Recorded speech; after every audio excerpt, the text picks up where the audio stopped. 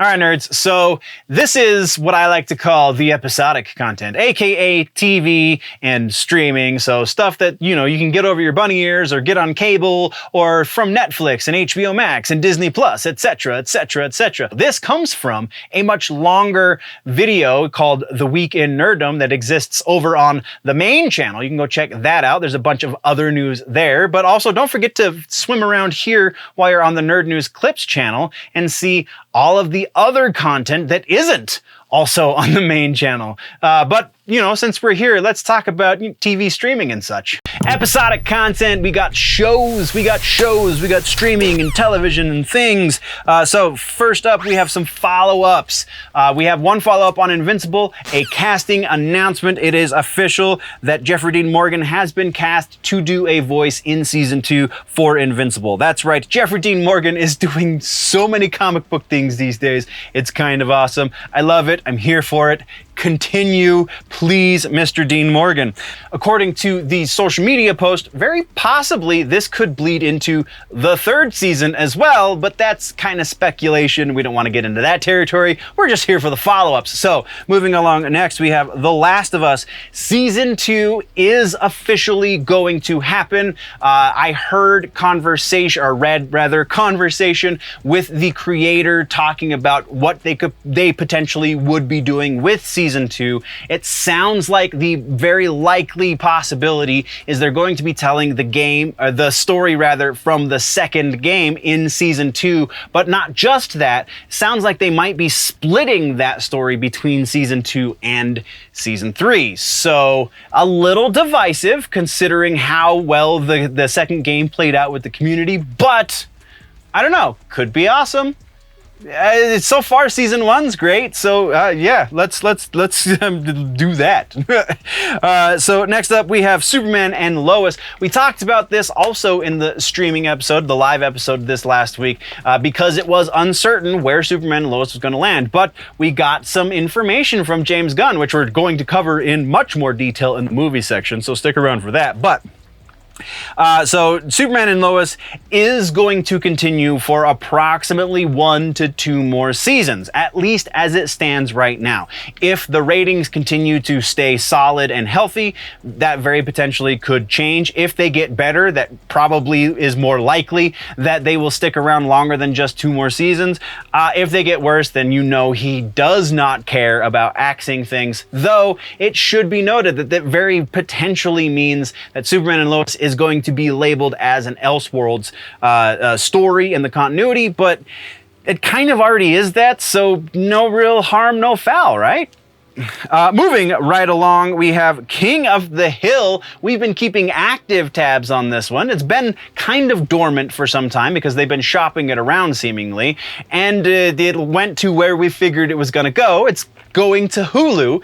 The new season of King of the Hill is going to Hulu, returning for their roles from the original series as production is Mike Judge and Greg Daniels. They're both going to be showrunning the thing.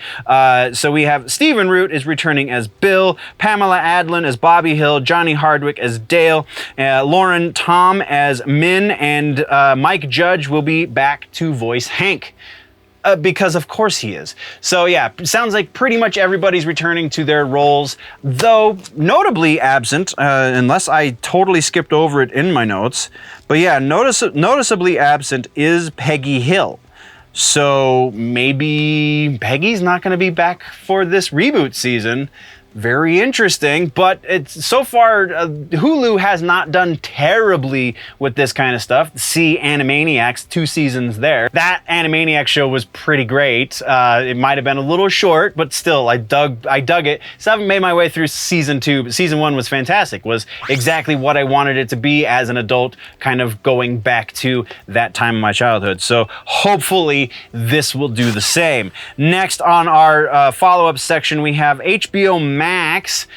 This is actually HBO Max adjacent more, because HBO Max with the merger, the Warner Brothers Discovery merger, all of the craziness going on there. Some of the license agreements were not renewed with the merger, so they had to get rid of some stuff, notably Looney Tunes, notably the Flintstones, and they've also canceled some shows in that vein. We're looking at you, Westworld. And very, very recently, all of this stuff has been pulled down from HBO Max because they're gearing up for the merger with the Discovery Plus streaming platform. All of that is to say, it was kind of up in the air where all of this content was going to land and how, if at all, was anybody going to be able to digest it after the fact. After it's been canceled, after it's been pulled, does that mean it just doesn't exist? Well, no, because Roku and Tubi have swept in and said, hey, we can put it on our platform and we can pay the bills because we have ads. Ad-supported Roku and Tubi is where you're going to be able to see, from the sounds of it, everything that has been pulled off of HBO Max because of this merger situation will find its way over to one or both of those platforms. So that's pretty awesome. Going from follow-ups, we now have trailers. We only have really one trailer to talk about. Picard Season 3 dropped a new trailer. This one, super divisive because it's Picard, but I dug Picard up to this point. So I want to see where it's going and how it ends. This is how it ends. Season 3, this trailer definitely has me hype for it. It's definitely not Next Generation. It's definitely not Deep Space Nine. It's not that quality, but it's still pretty good, man. So yeah, I'm on board. Let's see where this one goes. You can follow the link in the description if you have yet to see the trailer and you're interested.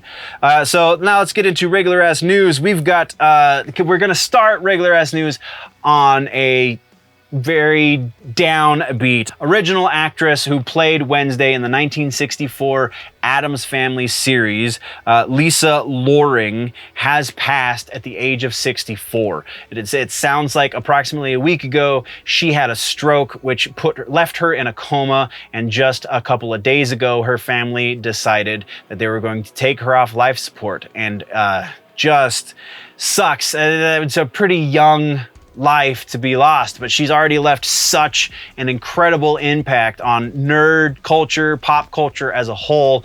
We're just going to take a real quick moment and remember Lisa.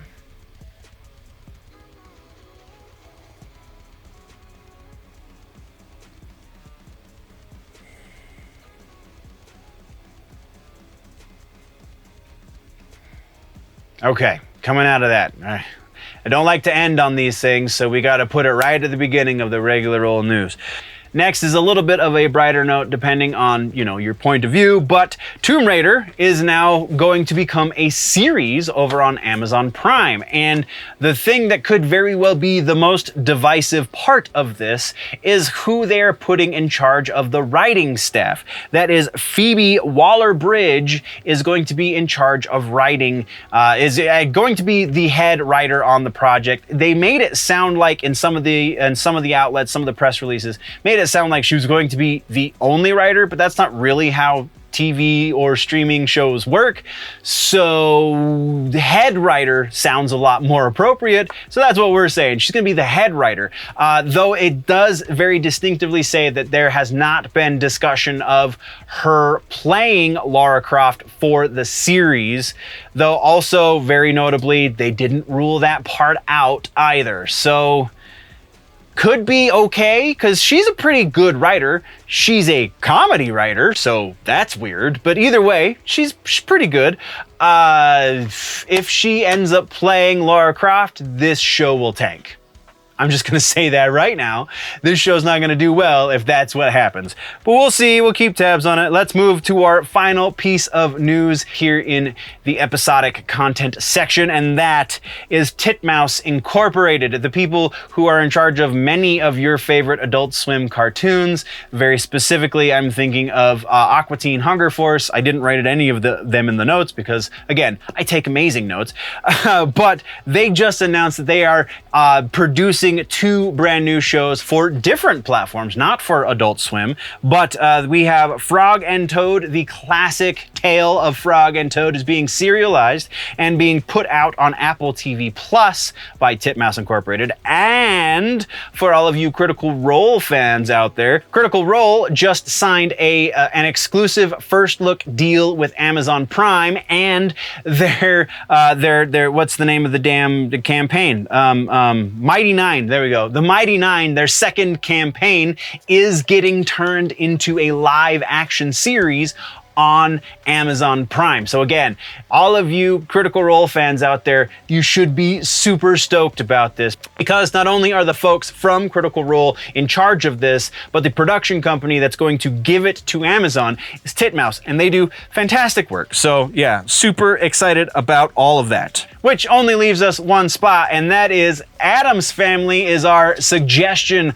for this week here in Episodic Content. Addams Family, the original 64 series, you can find it over on Pluto TV. It's a free streamer, so you got to put up with ads, but it's totally worth it because there's a whole channel for the Addams Family. So go check out the Addams Family in honor of Lisa Fleming this week for your suggestion.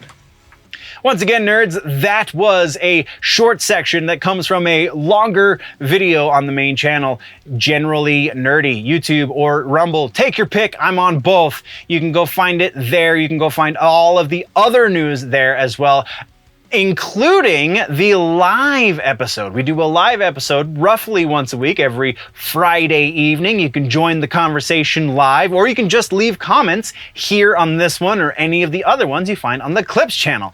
Thank you very much, nerds. We've got other news to discuss in other videos, but while we're getting out of here, don't forget that if it's generally nerdy, it's probably here.